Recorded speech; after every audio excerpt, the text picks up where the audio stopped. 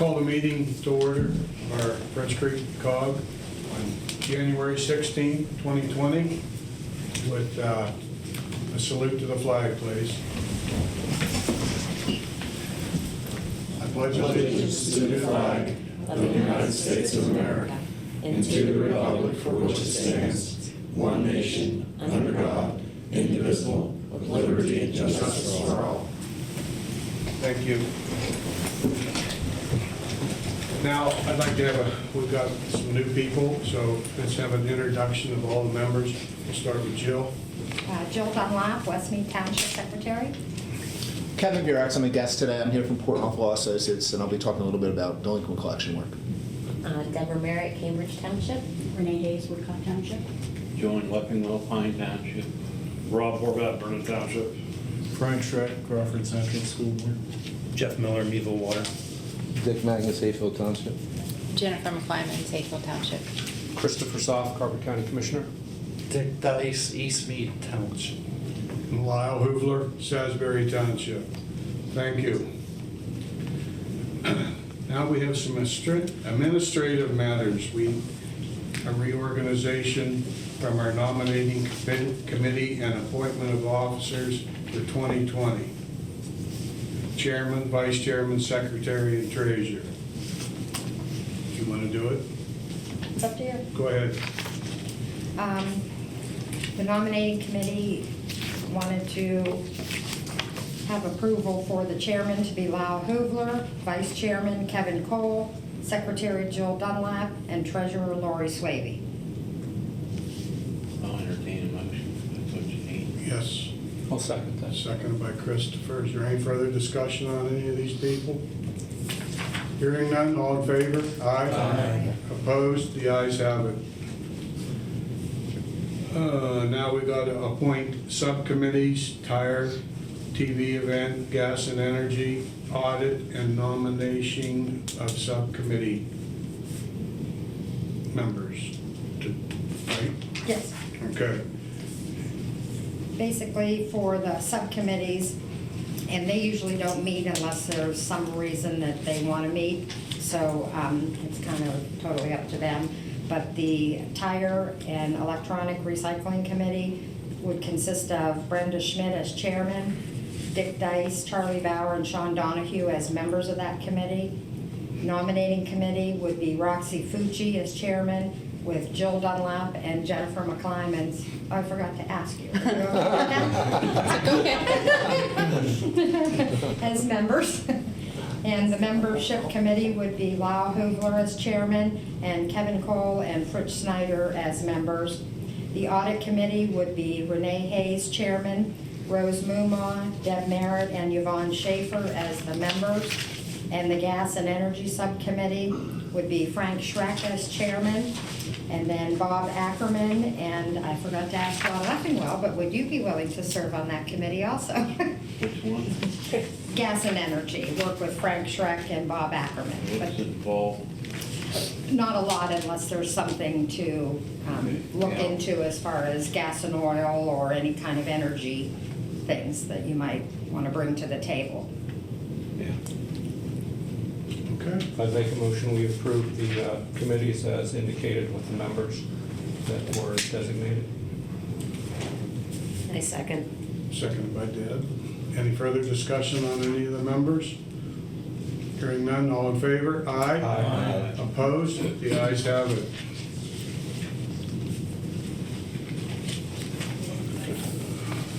I need a motion to approve the minutes of October 17th, 2019 enclosed.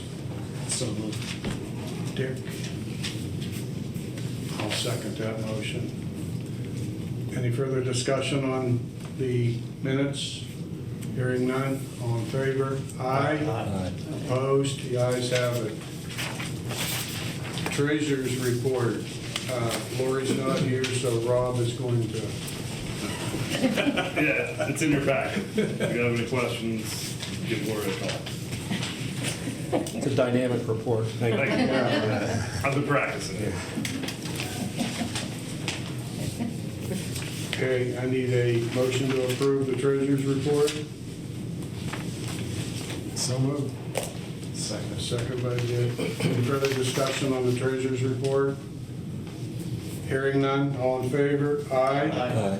Opposed? The ayes have it. A motion to accept Hayfield Township as a French Creek COG member. And they're here today, so I'll make that motion. Christopher, I need a second. Second by Renee. Any further discussion on that?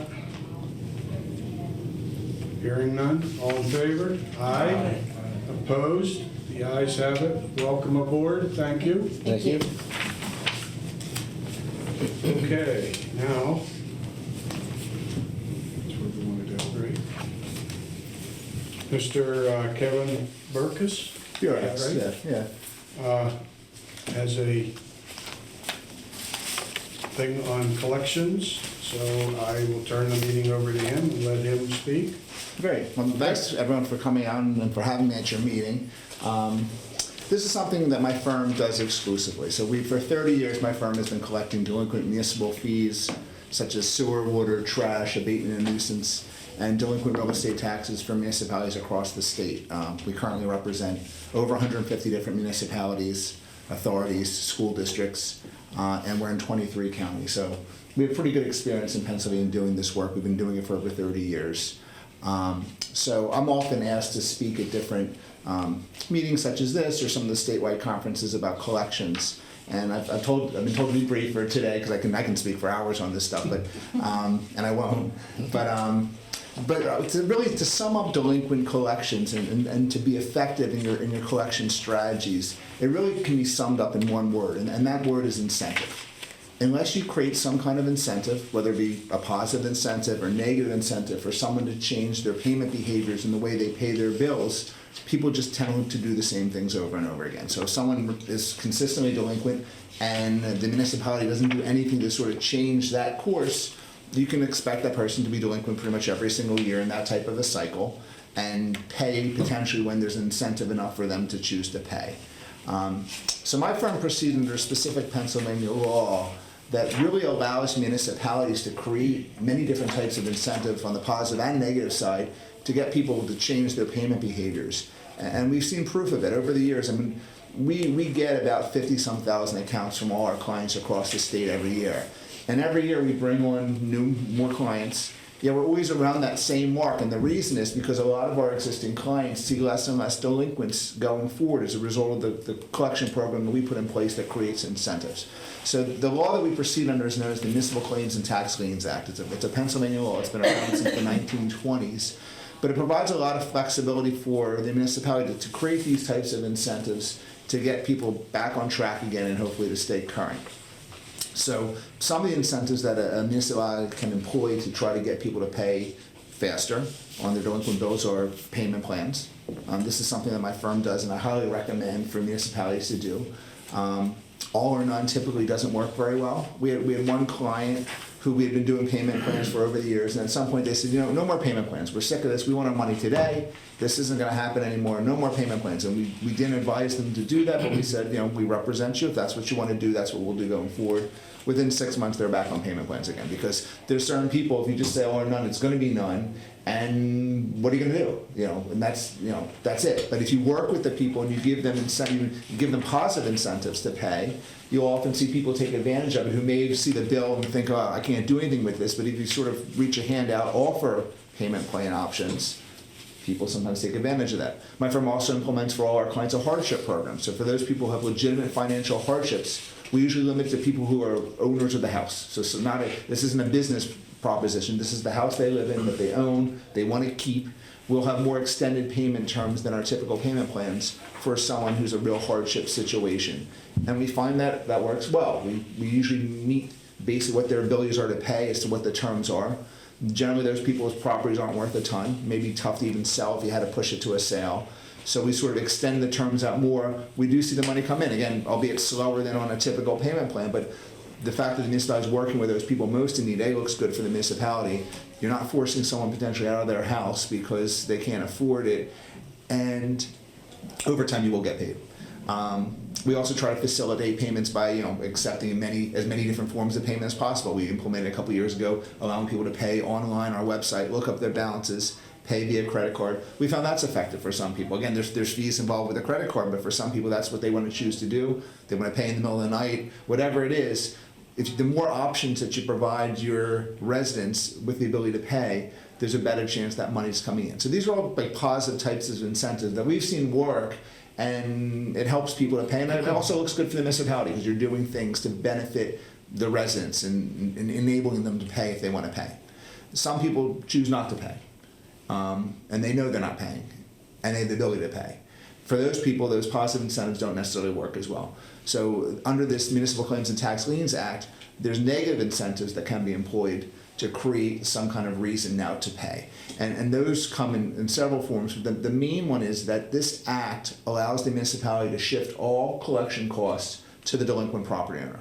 So whatever it costs you to collect this, whether it's court costs, if it's a sheriff's fee, if it's using an outside counsel such as my firm, these costs can be shifted to the property owner, and they're going to be paying more over time as a result of the fact that they haven't paid their bills.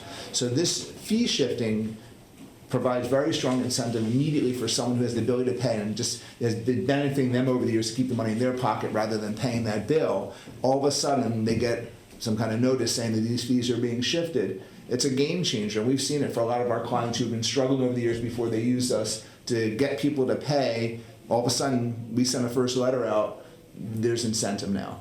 Some of it just comes from the fact that there's now a law firm now that's collecting this that wasn't doing it before. People realize maybe that the municipality is a little bit more serious about it. But in our first letter, if a municipality wants to use this Municipal Claims and Tax Liens Act, it needs to enact an ordinance. If it's a school district, it would do a resolution, obviously, same thing with the municipal authority. You would do a formal declaration that fees and costs of collection are being shifted to the delinquent property owner, and you list what those fees are. So in our firm, when we do it, with the first letter that we send out, we inform the property owner that the fees are being shifted, and we give them a list of what those fees are from that ordinance. So they see right away that these fees could be now added to your claim as a result of not paying on time. People tend to come to the plate, whether it's coming in now, creating a payment plan, doing something, but people see those fees and they realize now that there's ramifications and these costs could add up if the bill is not paid. So that fee shifting is very strong incentive now for someone who hasn't been paying and has the ability to pay to do something. And if they ignore that first letter, what my firm's process basically is we take incremental steps to try to get payment. Each step creates a little bit more pressure. Each step also comes at a cost. So the very first letter that we send out, and again, this could be done different ways, but this is the way we proceed under the Municipal Claims and Tax Liens Act, is we send our first letter. The only cost to the property owner is $40 plus certified postage. It needs to be sent by certified mail. They receive that. If they respond to that first letter and deal with the delinquency, their damage in a sense is capped at $40 plus postage, about $45.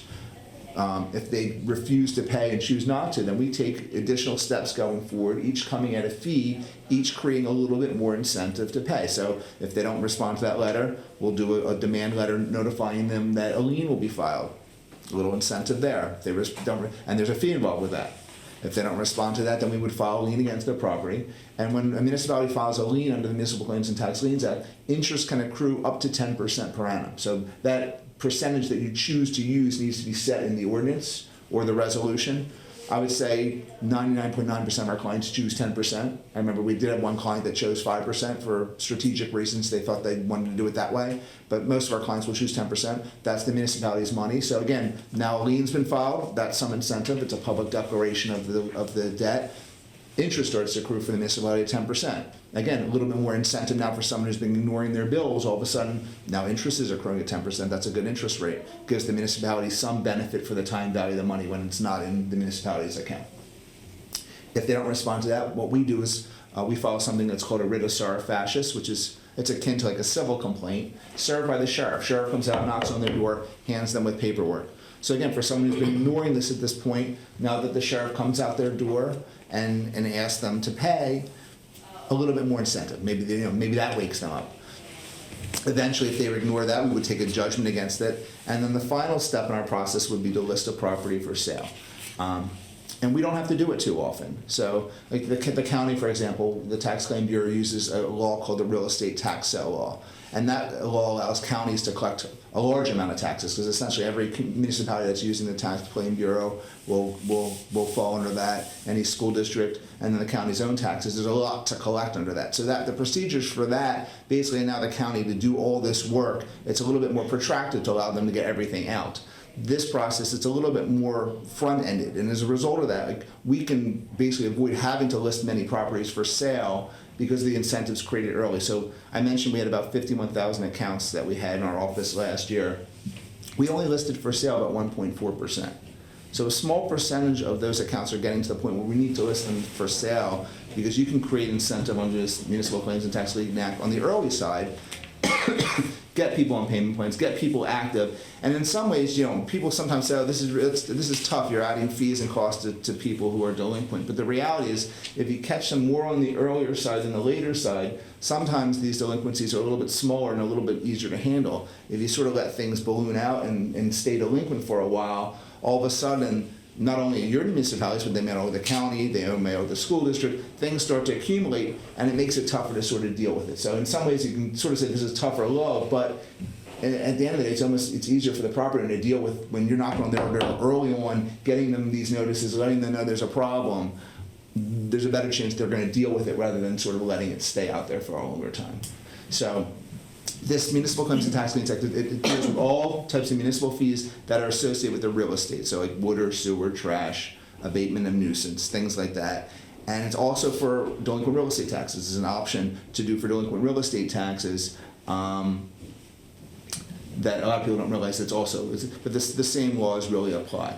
So it's just an early process. With regard to the county basically still benefits when a lot of people, when we come in there, like, oh, how's the county going to feel? And Chris, you can speak up, maybe you feel differently. But a lot of the counties, like sometimes there's a knee-jerk reaction to someone saying, oh, I'm going to collect taxes outside the county. But the reality is the county benefits in three ways. So the county takes a 5% commission when it collects under the real estate tax sale law. Under Pennsylvania law, the county still isn't able to get that 5%. So in a sense, we do the work, and the county will still make the money. So that's sort of a benefit for the county that a lot of the counties enjoy when we come in and they get 5% without having to do the work.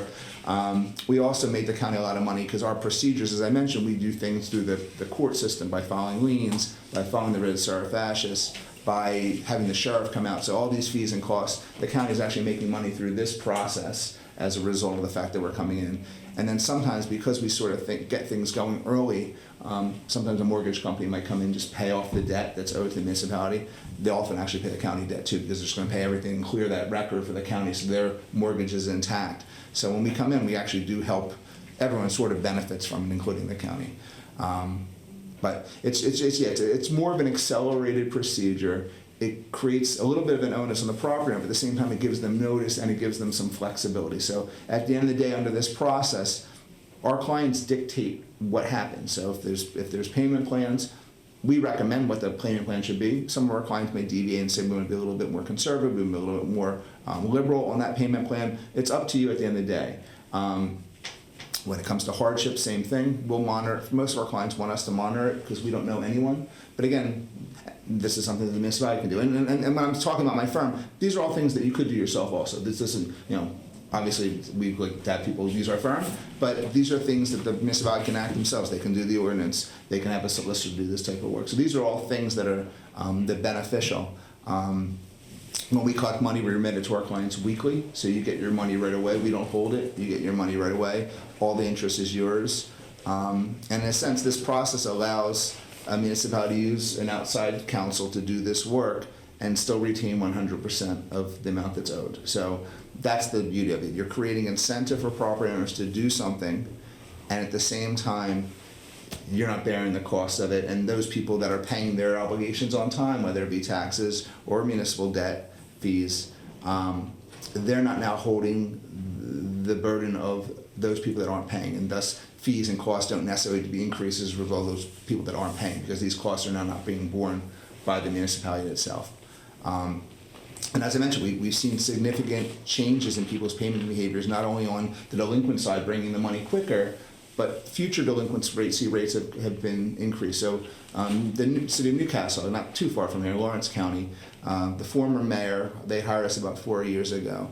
And pretty quickly, they said that their current collection rates were up 5% as a result of our work on the delinquent side. So, and what that really means is that there's people that basically had the ability to pay, were choosing not to pay, and all of a sudden realize that there's the burden now of having to pay more potentially by not paying your delinquent bills on time. When the current bill comes, I'm just going to pay that current bill because I don't want to go through this cycle of having to pay more, especially if I didn't have to.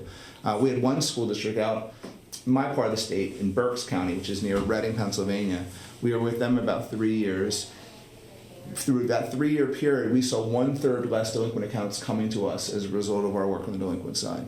And that's pretty significant to have 1/3. And again, these results don't happen everywhere.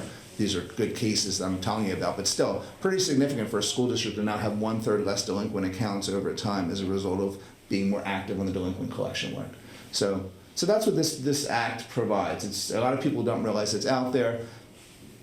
Through it, you retain total control over the process, but at the same time, it gives a lot of options that you can choose from. It gives you options for your property owners to do things, but at the same time, it's really creating incentives, positive and negative, for people to change their payment behaviors, and by doing that, there's a better chance that they're going to start, if they're not going to pay on time, at least in the future, they're going to be cognizant that they do have to pay the bill, and they'll make an effort on the earlier side to deal with it rather than let it sit out there and potentially get into a bigger mess. So. But that's essentially the law. So, any questions with regard to what I spoke about?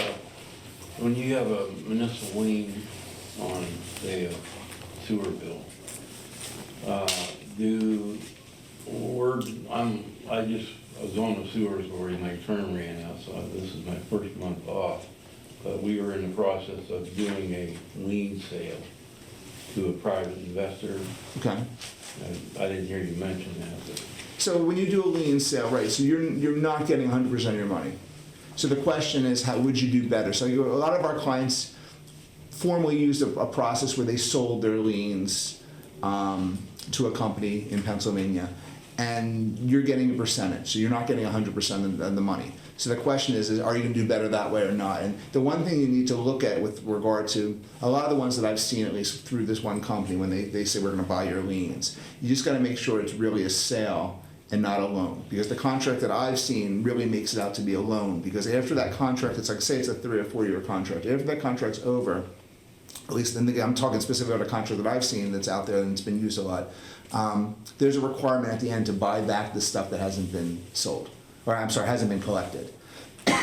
So during that time period, they're trying to collect, and there's a requirement for a buyback. So in a sense, you're not really selling. You're getting a loan of the money with some type of upfront fee as a result of that loan.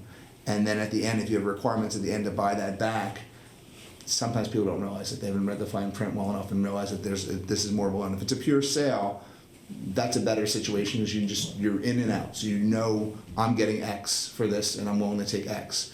The question that we tell people is that, if you're able to collect better, would you be able to get more than that? So it's sort of an individual decision for each municipality, and it's also how quickly do you need the money. I mean, there's one school district out in Pennsylvania, in my part of the state, very poor district, probably one of the poorest in the state, having trouble making payroll. They need a loan. They need a loan. They need money today, and they might be willing to sacrifice some future money as a result of the fact that they need money today. I wouldn't question them using that system because they need the money, and we're not going to give them that money tomorrow. But if you don't need the money tomorrow, then you sort of need to weigh what you're giving up in the form of revenue for the municipality that's going from that sale versus what's the prospect of collecting it over time, and again, and how quickly do you need the money. So the key though with those is just make sure if you think you're selling something, make sure you're really selling it and not there's no requirements at the end of the contract to buy things back. And they have to have an ordinance to do that, the authority. Does the township have to have that also? Or? I can't imagine you could sell without it, but I mean, again, the township's separate from the authority. Yeah, you have to check with the solicitor on the ramifications of what you need to sell. But from my perspective, at least when I've seen, because I've seen a lot of people in that contract. In fact, we have a school district now in Lackawanna County, it's out near Scranton, and they hired us and simultaneously are getting out of a sale, buying out of a sale contract, because again, it was a former business manager, it wasn't the guy who was hiring us, and it just wasn't a good deal. I mean, and you're sort of stuck, because then once you get into it, it's really hard to get out of it without having to pay something out of it. So that was, he was glad he was able to get out of it, but that's sort of the way, though. Again, but some people do need it, so. Well, I think their theory behind it is they're spending more on liens than they are what they're gonna get back. So if they take a loss on it and get it off the book, then your money you had in the long run. Again, that's the key. That's why the beauty of this system is you're not really paying anything. Right. So I mean, that could be a benefit. But again, it's not to say that the sale is not the right. I mean, my part of the state, it seems like a lot of especially the water authorities, they're all being bought up by a company called Aqua near us, and they're just buying it. And I feel like the EPA changed their laws. This is just my personal view, but the EPA changed their laws and they made it very restrictive for these authorities to sort of do what they need to do without spending a lot of money to sort of stay in compliance. And these big water companies are coming in and they have the money to sort of comply and keep the thing going. And yeah, it's locally, we've seen some of our clients being bought out by big companies just because they can't afford to do the compliance side of it. But this gives you an option. This municipal claims and tax liens, that gives you an option with regard to collecting at a little cost. But again, it's very, what I'm going to explain, it's case by everyone. But if you need to bring in money with low cost, this is the way to do it. Yeah. So, yeah. Any other questions? No? Well, thanks for your time, yeah, appreciate it. Thank you. You want to stay for the rest of the meeting? Sure. Yeah, yeah. Okay, any other business to come before us? We might want to mention that we pretty much sent an email out, but the road and purchasing projects, if anybody has anything road-related or even paper, diesel, any kind of purchasing things, the meeting will be February 7th at 9 a.m. So, and you'll see, we'll send reminder emails out too. Okay. Anyone else? Okay, I need a motion to adjourn. Okay, we're here for a long time. So moved. I'll second it. Okay. Any further discussion on the motion? Hearing none, all in favor? Aye. Our next meeting is April 16th, 2020, right here. Thank you all very much.